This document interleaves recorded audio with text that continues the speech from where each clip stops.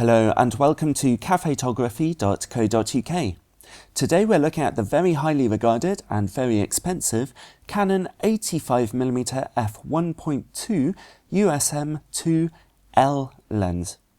This lens is well known by wedding and portrait photographers as the focal length of 85mm is great for reportage, portrait or street photography. And the maximum aperture of f1.2 is extremely impressive, letting in a lot of light for faster shutter speeds and giving an extremely out-of-focus background. Few camera lenses can give such separation between subject and background as this one. This is also very useful for video work, although as you can see here, the lens does not have image stabilization. As you can see here, the beautiful front element needs to be pretty enormous to let in all that light, making the lens quite stubby looking as well as heavy. But there's no denying that it's a thing of beauty to behold. The build quality of this lens is fantastic, as befits its high price and L lens designation. It's very tough and tightly assembled. The focus mechanism is a little unusual on this lens. The focus motor is electronically coupled to the camera, so you can't change focus when the camera is turned off, as you see in this footage. Once the camera is turned on, you can manually focus again. Although it's electronically coupled, the focus ring is still extremely precise and very responsive, so it's not really a negative point, and the added bonus is that the focus ring is extremely smooth to turn. The focus travel is very long indeed, allowing for very precise focusing, which is vital for a lens with such a wide aperture. The autofocus is silent, but a little slow on this lens. That's almost certainly because of the huge glass elements it has to move around. However, the lens's autofocus motor is very accurate indeed, which is probably the most important thing. Another very important thing is image quality, so let's look at some test pictures. We'll start with the lens's performance on a full-frame camera, in this case the 20 megapixel Canon 6D.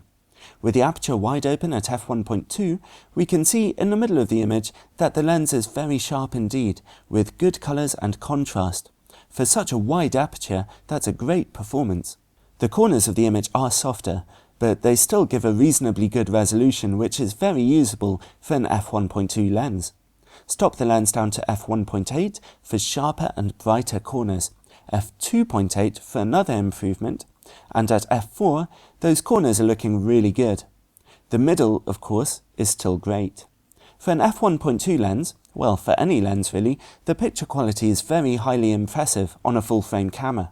Now, most people who are looking at this lens will own full-frame cameras, but let's take a look at how it performs on one of Canon's less expensive APS-C cameras. In this case, the 18 megapixel Canon 6DD. Right from f1.2, the image quality in the middle is impressively sharp, with good colours and contrast. That's a nice performance. Let's look in the corners. The lens is noticeably softer, but it's still turning in a very decent performance, with almost no chromatic aberration on contrasting edges. This is very impressive. As we stop the lens down to f1.8, we see an increase in sharpness, and again at f2.8, and the lens is extremely sharp in the corners from f4. The middle of the image, again, looks fantastic. Overall, this is truly a great image quality on APS-C cameras, and those corners are even sharper than they are on full frame, and we still see great resistance to chromatic aberration. Let's take a look at vignetting and distortion levels. On APS-C cameras, they're not a big problem, so let's see how the lens does on a full-frame camera. We can see a little barrel distortion, but nothing to lose sleep over. It's an average performance. The corners are quite dark though, unfortunately. Stop the lens down to f1.8 for brighter corners, and at f2.8, the vignetting is more or less gone. So overall, it's a fairly average performance, but really that's a sigh of relief for a lens with such an extremely wide maximum aperture. One area of slight weakness is in longitudinal chromatic aberration. As you can see here, at f1.2, the out-of-focus highlights behind the plane of focus tend to be slightly green, whereas in front of the plane of focus, they're a purple colour. This goes away quite a lot when you stop down to f2.8.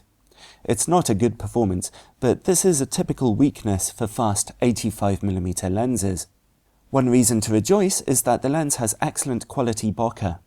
The out-of-focus backgrounds, and you can get plenty of them with this lens, look very smooth indeed, with only minimal highlighting.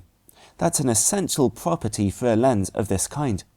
The blur potential of this lens is extreme, and the blurriness itself looks great.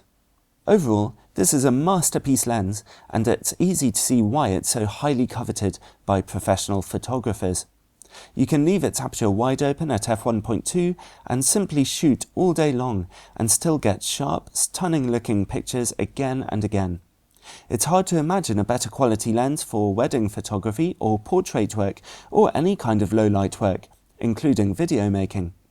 The very high asking price of over £1,500 means that you'll probably want to rent this lens rather than buy it, if it's just for 1 or 2 photo shoots. But professionals will probably want to buy it, as it's a lens which truly lets your work stand out from the competition. It comes very highly recommended indeed.